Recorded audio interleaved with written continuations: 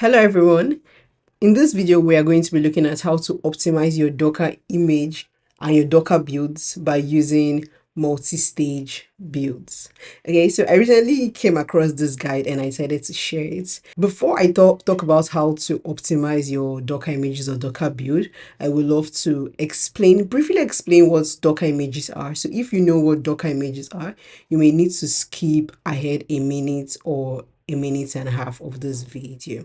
All right, so for those that don't know what Docker images are the building blocks of your Docker application, or rather they are the building blocks of your Docker containers.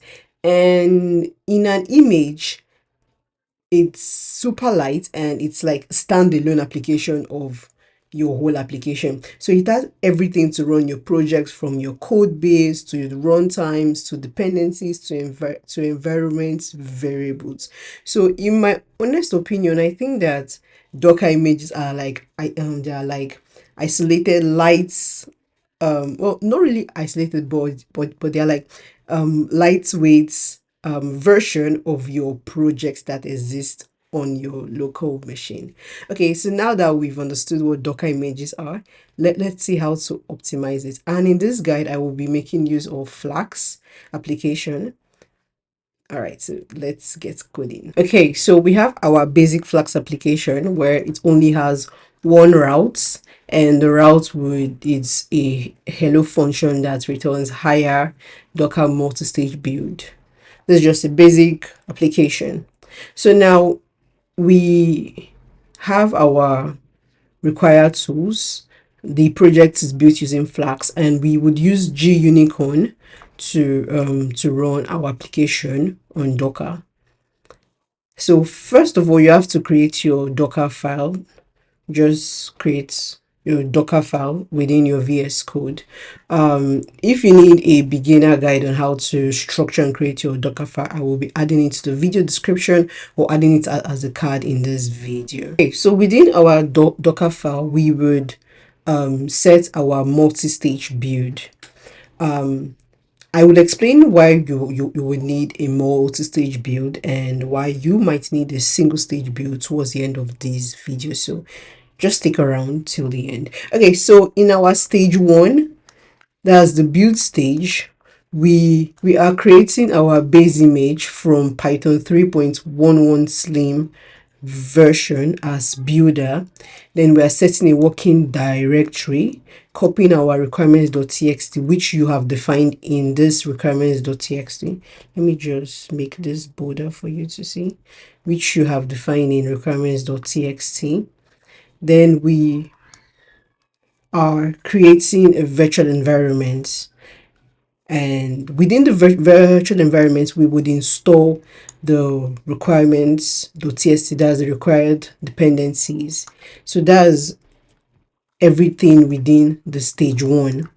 Now in the stage two, we are doing something really similar, but we are building the project from scratch using the same 3.1 version for the base image, and then we are copying our virtual environment that we created in the build stage. We are copying that in the production stage here, and then we are setting our working directory, copying our application code, and then activating the environments, creating and activating the environment that we copied from the build stage.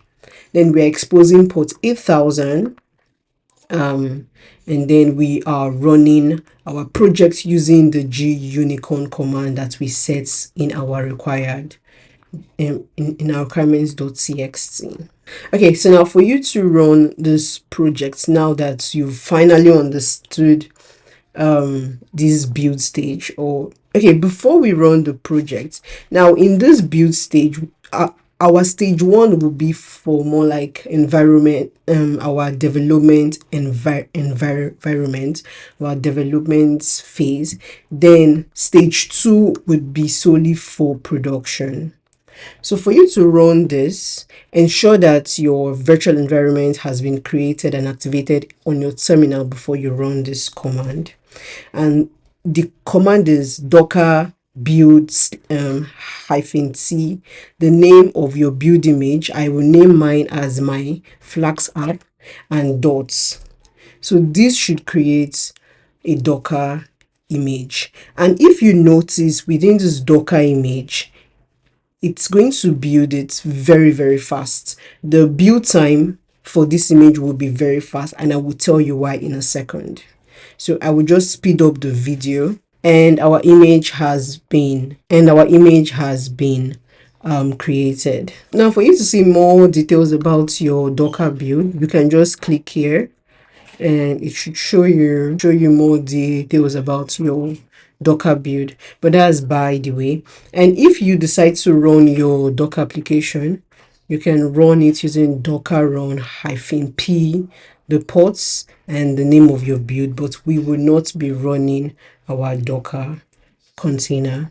So this is how you can set your multi-stage build. You're asking yourself, or you're wondering, why did I decide to use the same Python version in the first build and the second build? The reason is because there are some dependencies that are that work on a particular Python version. It doesn't mean that you cannot decide to change your build one to have to build your container using Python 3.1 version. You can definitely do that, but just so you have less time stressing over bugs or fixing errors, it's good that in your stage 1 and your stage 2 should have the same build. I'm sorry, it should have the same Python version. Okay, now let me show you a common single stage build. So we are going to just copy this code and paste it somewhere else, and we're going to have this code. Now this is an example of a single stage build, and this is what a lot of us, if you have ever played around with Docker, this is what you would have come across or you may have implemented in your own project. So in the single stage build, we are making use of the Python 3.1, but we can decide to change this to Python 3.11 instead of 3.9, just so that when we are seeing the build size, we will not see that the build size is larger, is too small, because we use different versions. So similarly to how the multi-stage is, we are building our base image using Python 3.11 version. We are copying our requirement.txt. The reason why I decided to copy it before I set the working directory is for better caching in our Docker container. Then after that, we are installing system dependencies and build tools. We are creating and activating and setting our virtual environments. Then we are installing our requirements.txt. We are copying our application code. We are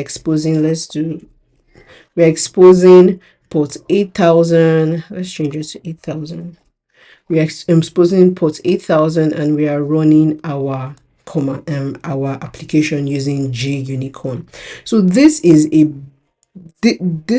what we call a single stage build. It's the basic Dockerfile build that you have been that you have seen around and you are familiar with. So for us to run this, we would run the same command that we used to run the previous one, but changing the build the image name, and I would set mine as my large app.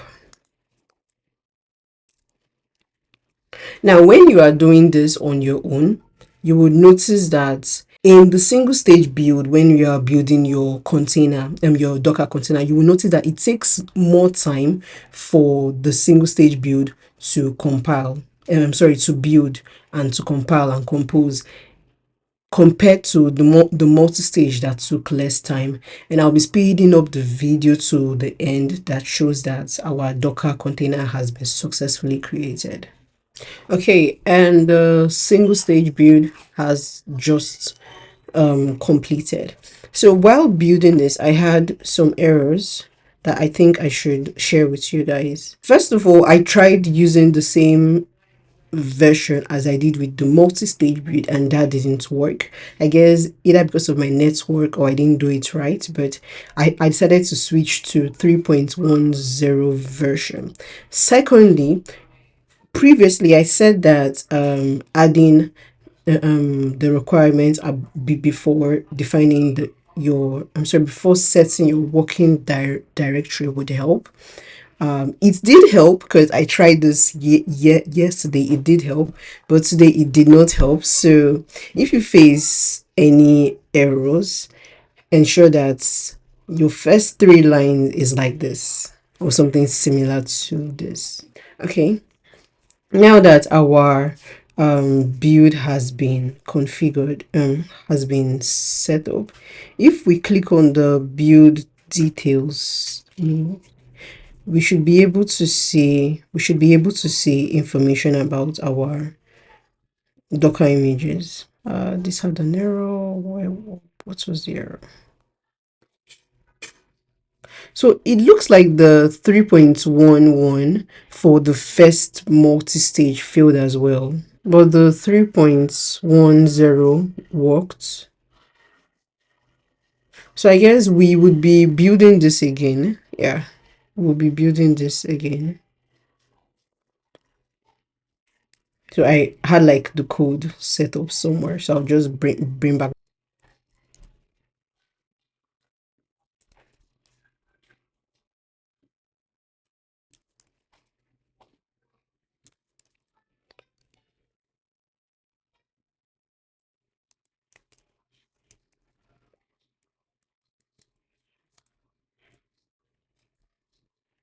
Okay, we're running the first multi-stage build again just to ensure that there was no error during the build. I mean, I didn't see any error on my terminal. I opened Docker and I saw an error. So I will skip the video till the end when the build has been finished. And it looks like it has already been finished. Okay, so I'm going to redo. Beautiful, beautiful, beautiful. Okay, so if you go to your Docker, your desktop Docker, you would notice that, okay, so the first build, this one that we just did, the first multi-stage build that we had to run again is this first one. And if you notice, let me expand this. I don't know if I can increase this, but I hope you can see this very well. But if you notice in the duration, it shows 19.3 seconds for the multi-stage, and for the single stage it took 2 minutes 25 seconds.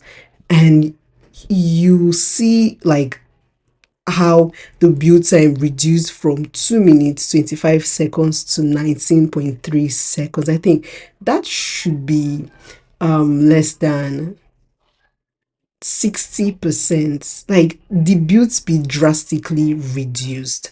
And this is also because if you're working on a huge project, like on a large project, you would want to reduce the build time to something as small as possible. Okay, so now let's check our build size image to see if our container size 2 was also reduced as well. So to check that, you have to do docker images slash, sorry, no slash, this command. I really don't know what that is called. Grep. Then in single brackets, add my hyphen. The reason why I'm using my then hyphen is because if you remember, I named the multi-stage build as my Flax app and the single stage build as my large app. So my is the keyword there, and we are using that my to get the Docker images. And as I said earlier, I tried this out yesterday, so there are definitely other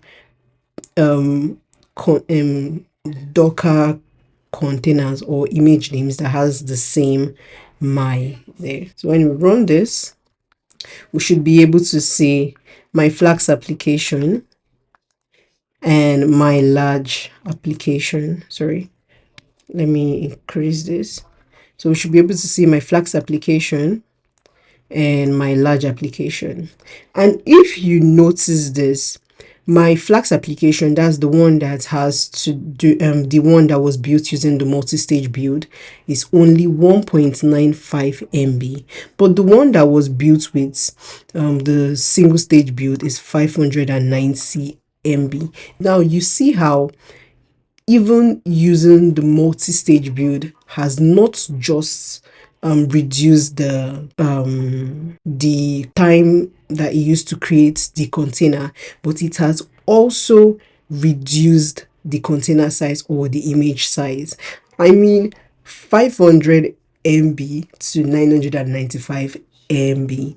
That's like amazing. That's like more than 100% decrease in, yes, this is definitely more than 100% decrease in image size.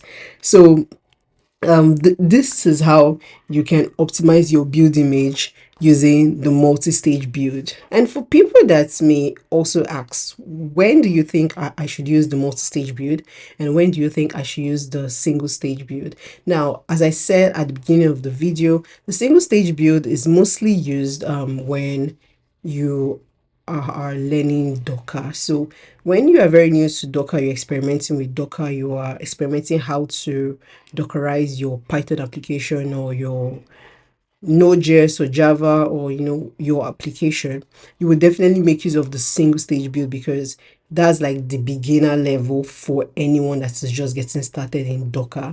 And the single stage build too is perfect if you have a simple project that is not that complex. Like in the project I showed you, like in this project is really simple and does not really need a multi-stage build. This is a simple project, so it can thrive on a single stage build. If you have such a project, you can use the single stage build.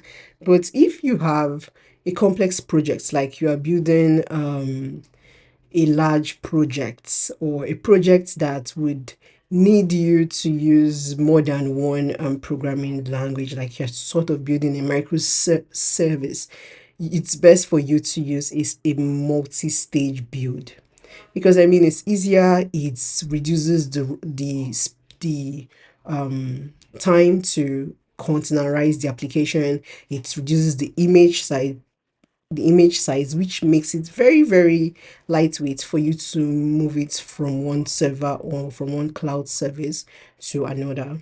So this is everything that I know about optimizing your Docker images or your Docker builds using the multi-stage build.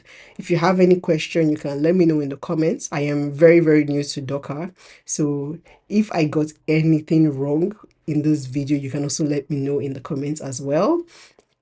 So like, comment, subscribe. I make videos about Python, and I'm slowly making videos about Docker too.